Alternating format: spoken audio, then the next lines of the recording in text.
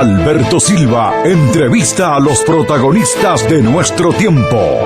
Puntos de vista, radiografías de nuestra gente. Hoy compartimos el punto de vista de Alberto Melgarejo, ex dirigente del gremio textil. Es presidente del Frente de Trabajadores de Jubilados de ASU y secretario de formación de la Central Latinoamericana y del Caribe de Trabajadores Pensionados, Jubilados y Adultos Mayores. Actualmente Alberto Melgarejo es integrante de la Dirección Nacional de la ONAJPU. En lo previo a esta charla, estaba pensando en quién compone un tango. Mucha gente dice que el tango tiene que ver con la nostalgia, tiene que ver con un tiempo que pasó. Puede ser, no sé. Y pensaba cuando tú eras dirigente textil. Podías escribir un tango pensando en lo que era aquella industria, la cantidad de trabajadores, el rol que ocupaba en el movimiento sindical, aquel sindicato. ¿Cómo recordás aquel momento histórico tan especial, tan particular, que te tuvo como un protagonista de primera línea? Bueno, primera cosa que yo creo que se podría hacer un tango, una milonga, una samba y muchas cosas más, digamos, en la vida, como de otros sindicatos, ni más ni menos, por la vida que ha tenido la industria textil y el gremio, una industria con mucha gente, un gremio con mucha gente, con empresarios duros, a la cual se correspondía sindicatos duros, una industria que defendimos a carta cabal, digamos, como industria nacional, pero que, digamos, yo diría que después del año 59, cuando se firmó la primera carta de intención con el Fondo Monetario Internacional. ¿Ahí fue el quiebre con las textiles?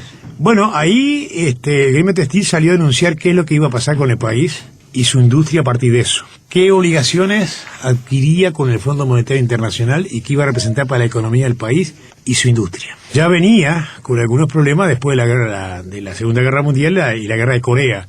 En la Guerra de Corea empieza ya, cuando termina la Guerra de Corea en el 55, ahí empieza el declive, digamos, de la industria textil. Y se terminó de liquidar en los tiempos de la calle, cuando se abrió totalmente el país al comercio internacional, a la competencia internacional, se quitaron todos los apoyos, mientras otros países no quitaron su apoyo, ¿no?, a sus industrias. Y hoy el gremio textil es muy poco, porque su industria es muy poco y casi nada. Queda alguna cooperativa, queda alguna fábrica de tejido punto, lo que te hacen los suéteres y eso, pero después más nada, no se ha podido, digamos, primero con la competencia brasileña, con todo aquello herring y todo eso, el algodón, y cuando en el 93, 94 se abre todo esto, entraron los chinos. Y contra eso no hay nadie que pueda. Digo, si no hay una unidad de países, digamos, para enfrentar esas cosas, es muy difícil, menos Uruguay con 3 millones y pico de habitantes que no tienen mercado interno, pero además, como parte de la historia, en el diario La ONAJPU estamos planteando ahora, con este tema que se plantea de la austeridad, ahora se está planteando. Para los trabajadores la palabra austeridad es mala palabra. Históricamente la ha sufrido. ¿En qué momento entraste tú a trabajar en los textiles? 56, a los 16 años, y bueno, en el 59 formamos el sindicato de la fábrica, ¿no? En aquel tiempo no estaba mal visto que alguien entrara con 16 años. No, en absoluto. No, en absoluto. Y yo creo que ese es mal visto, creo que no es bueno, porque... El padre Mateo tuvo problemas cuando estuvo en el INAO, quería que trabajaran los muchachos a partir de los 16, y hubo gente progresista que le dijo que no, que eso era terrible, no podían trabajar los muchachos. Ayer nomás aquí, en tiempos históricos, hubo gente que argumentó en contra de que muchachos que están privados de su libertad, todo el día fumando sin hacer nada, pudieran trabajar. Mira, hoy, sin ir más lejos, hoy de mañana estuvimos con el Grupo Salud Mental, ¿te acordás aquel en el mundo del trabajo? Sí, claro. Que seguimos funcionando todavía. Es una cosa rarísima, sociólogos, psicólogos, psiquiatras, yo como laburólogo, digamos. Estuvimos con Gerardo Rey, el inspector de trabajo, y estuvimos planteando una serie de cosas de qué podíamos aportar con la experiencia de 15 años, los saberes adquiridos, cómo lo podemos volcar. Y uno, justamente, de los problemas es el trabajo de los niños. Por ejemplo, pensando de 15 a 17 años, que parece que es pecado hoy en día.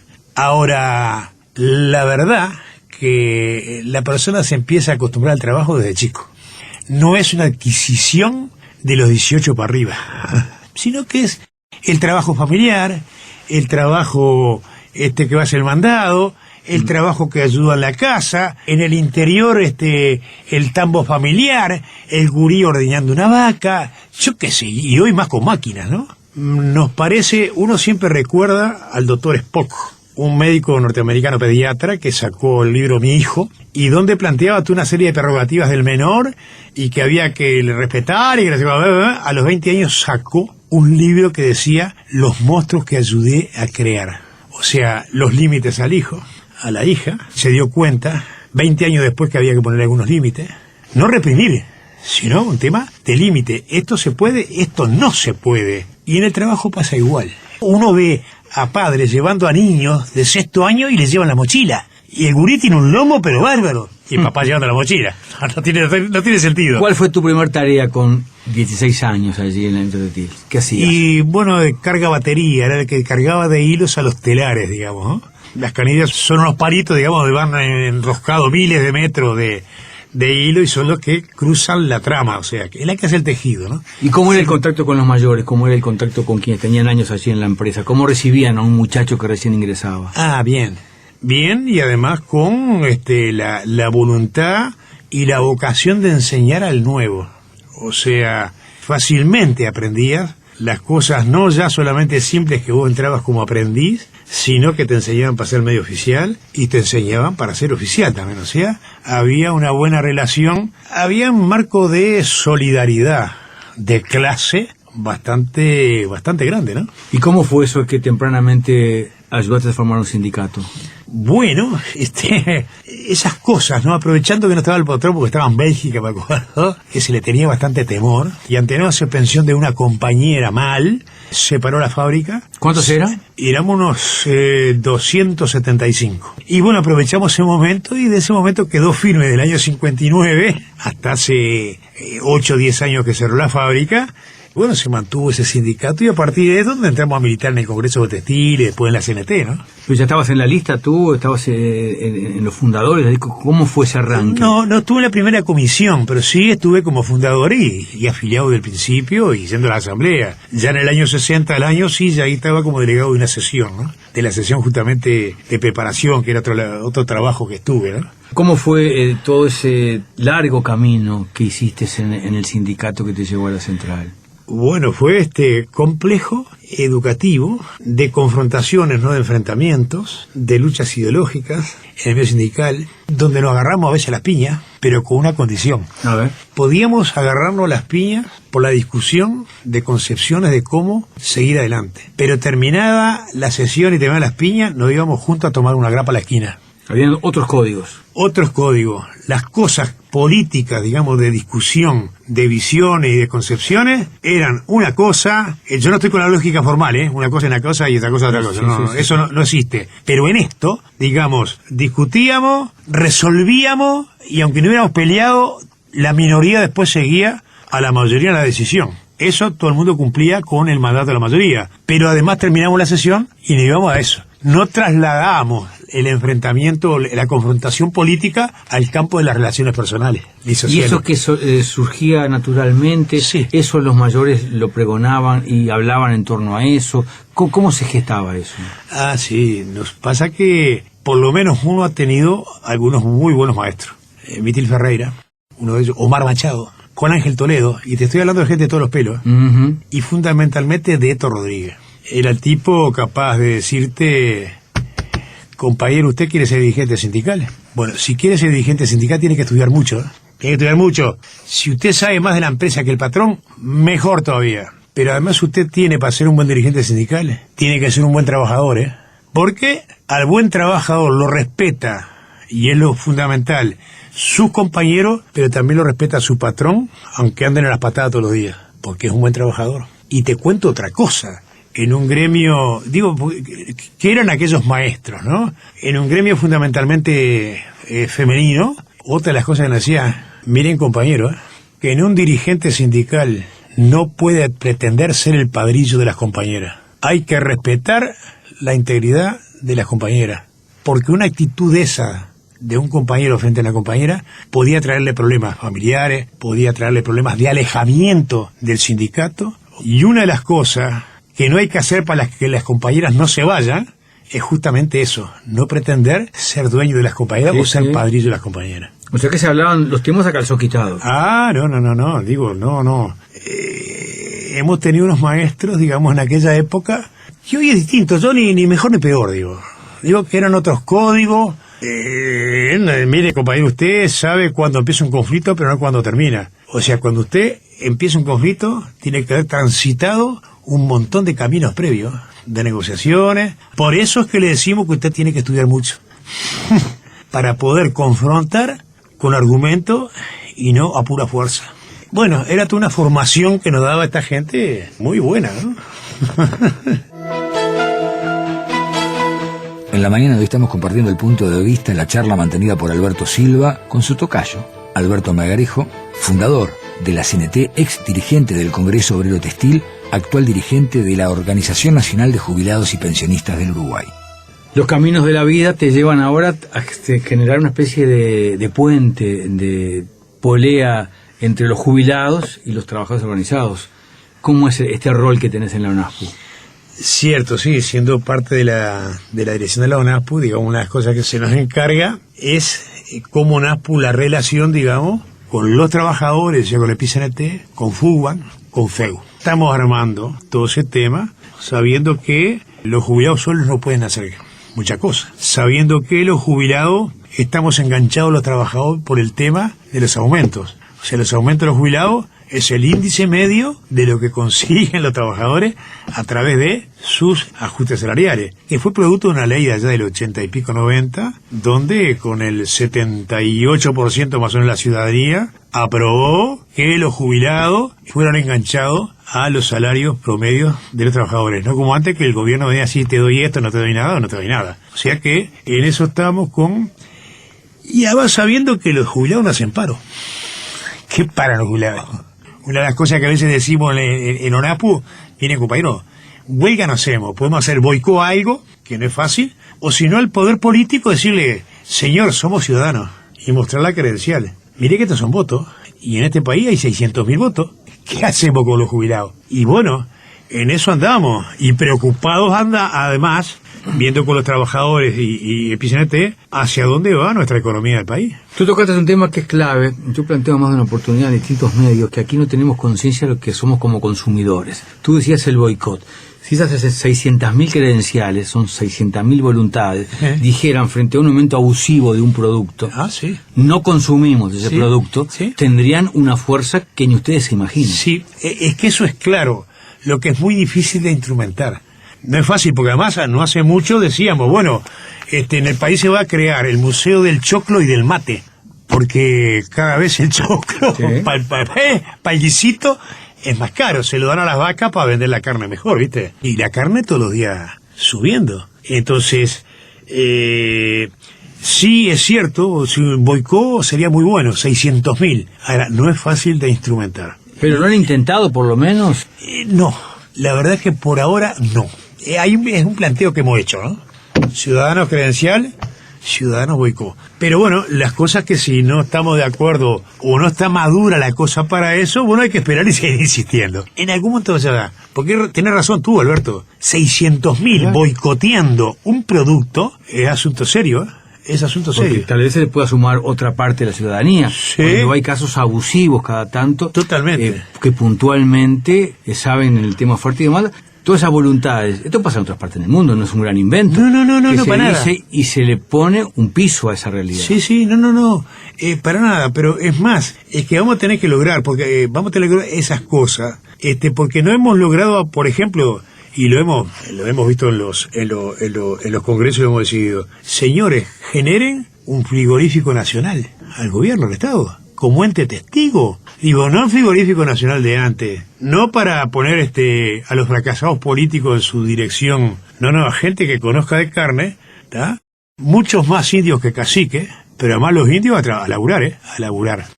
Cuando intentan coordinar con la FEU, con los muchachos, ¿les dan bolilla o es una cosa formal que se intercambian opiniones para una declaración, pero no pasa de ahí? Ahora hay muchas cosas como es más declaración que otra cosa. Ahora yo creo que estamos en un momento donde, ¿qué te puedo decir? Cada uno se está formalizando y organizando en forma distinta a la que uno está acostumbrado, pero que no está bien organizado. La FEU, ¿cuánta movilización tiene hoy en día? Muy poca. Por eso, entonces, tenés un problema interno. ¿Cuánta gente? Porque ojo, yo creo que está pasando en muchos lados. ¿Cuánta gente se mueve en Fubas? Ahí se mueven, pero no todos. Mucho menos que antes. Mucho menos que antes. A nivel de trabajadores se está moviendo más. Eso sí, digo, hay una cosa inmediata que es el salario, que es esto, que el otro del presupuesto, y es más. Pero en sí la sociedad en su conjunto se está moviendo menos. O sea que... Pero ustedes que tienen toda una experiencia acumulada, que tienen un saber incorporado, ¿no tendrían que jugar un rol más importante a la hora de transmitir esa experiencia? Yo creo que se transmiten cosas, no con la intensidad necesaria, pero sí la voluntad de transmitir. Nosotros, por ejemplo, este diarito, que yo creo que no hay ningún diario con este tiraje, 50.000 ejemplares mensual, que lo leen más o menos unas 150.000, 160.000 personas. Eso no lo decimos nosotros, lo dicen quienes tienen experiencia en temas de marketing, o no sé cómo se llama esto. Y tratamos de hacer esas cosas. ¿Qué es la economía? ¿Qué significa para nosotros la palabra austeridad? Que éramos los trabajadores de la época de el 60, pero somos los jubilados de hoy. Y estamos acostumbrados a escuchar la palabra austeridad, y la austeridad siempre significó mayor diferencia de clase, peor redistribución de la riqueza. Siempre fue así. Entonces, tratamos de hacer cosas. Ahora, no es fácil, porque en última instancia, y tú lo sabes mejor que yo, Alberto, porque estás en este medio, ¿cómo haces para combatir la televisión? Todos esos valores, o antivalores, o anticultura, o cambio de cultura, nos están metiendo los medios masivos de comunicación. Es más, hoy y mañana que yo te decía que estuvimos en la inspección de trabajo, y lo planteaba como un tema de clase en el PCNT. Mire, compañero, nosotros no podemos hablar de recursos humanos. Eso es un discurso del neoliberalismo. Ahora, imagínate lo mismo que hablábamos con el consumo, 600.000 credenciales, sí. 600.000 voluntades que dijeron no escuchamos esta radio o no vemos este canal. Imagínate 600.000 voluntades que se junten con el mundo del trabajo y sí. Creen una radio, un canal o un periódico. Lo que está faltando aquí también es un poco de coraje cívico para hacer cosas. Sí, no, yo creo que sí. Mirá, nosotros estamos enganchados con el canal que iba a sacar el PCNT. No sé en este momento, voy a retomar estas cosas. Estamos enganchados como NASPO a estar y a colaborar con la salida del canal de PCNT. Que no sé en qué anda eso, ¿eh? Pero las cosas pasan por acción y por inacción, pasan por distintas formas. Pueden pasar porque se cree un canal o puede pasar porque ustedes quieran participar de un canal diciéndole no nos gusta esto y lo manifestamos, o no viéndolo o plantándonos frente al canal, por decir algo. No. Está claro, y esto, por ejemplo, lo que entra a lo que tú decís, ¿viste? Pues si está el boicot. 600.000 personas no ven canal X. No tengo ni problema, no ven Canal 12, no tengo ni problema. Que para mí es el que vende más baratija. ¿Ah? Lisa y llanamente, y lo digo tranquilamente, en todos lados, públicamente. Cada vez más groncho, cada vez más porquería, cada vez más comedia, cada vez más... cada vez más supermanes. No hay sociedades que se salven a sí mismas, son todos supermanes con la banderita en la carrera. Son los Schwarzenegger. La fauna porteña, que desgraciadamente nuestros actores acá los están copiando a ellos, como una falta de capacidad, o no lo dejan los dueños de los canales. ¿Qué pasa con los jubilados? ¿Qué pasa con los pensionistas en el interior? ¿Y qué pasa con ellos en el interior profundo? ¿Ustedes llegan, se pueden organizar, pueden intercambiar experiencias o están muy aislados? No, en el interior tenemos, en todo el interior, no solamente en las capitales, en ciudades importantes, en pueblos y villas. Paysandú, Guichón, Quebracho, digo, para ponerte un ejemplo. Sí. Colonia hay, no sé, pero como 12 asociaciones, o 13. Canelones ni se sabe, hay como 30. Han armado un entramado en todo el país. No, en los 19 departamentos. O sea, nosotros tenemos la segunda organización que tiene mayor cantidad de afiliados. ¿Ah, sí? Tenemos 97.000 afiliados, aparte de 13.000 adherentes. ¿Y cuál es la diferencia entre uno y lo otro? El adherente voluntariamente apoya a la ONASPO económicamente, lo que sea, 10 pesitos, 20 pesitos, lo que sea, ¿está? Y el afiliado, bueno, está para la discusión y está para la decisión, ¿no? Levantar los votos en los congresos y todo eso. El adherente no participa en decisiones. No, pero estamos tratando de que participe, sí, en discusiones, por lo menos. Porque lo otro que decimos, compañero adherente, o señora adherente o señora, sí. No importa. En su barrio hay una organización, métase ahí. Que ahí va a tener todas las prerrogativas de una organización que va a discutir y va a decidir en lo regional, en los congresos y en todo eso. A nosotros nos gustaría mucho que estuvieran en la asociación. Y si no hay en su barrio, si conoce a algún otro jubilado y ellos están preocupados, empiecen a generar una organización en su barrio que nosotros los ayudamos. para que participen más a fondo de la cuestión. Pero no, tenemos 155 asociaciones a nivel nacional. Acá nos arrimamos al cierre de esta charla, Sí. y en el cierre de la charla te pido una canción que a lo largo de tu vida te haya marcado, te signifique algo especial, particular, que quieras compartir con nosotros. Una tiene que ser. Sí, no fue en la niñez, fue un poco posterior, pero que me reflejó la niñez. Un boliche de Tito Cabano. Un boliche como hay mucho, una esquina como hay tanta. Ese siempre es una canción que además no soy chovinista, pero que además de ser uruguayo, el tema es un temazo.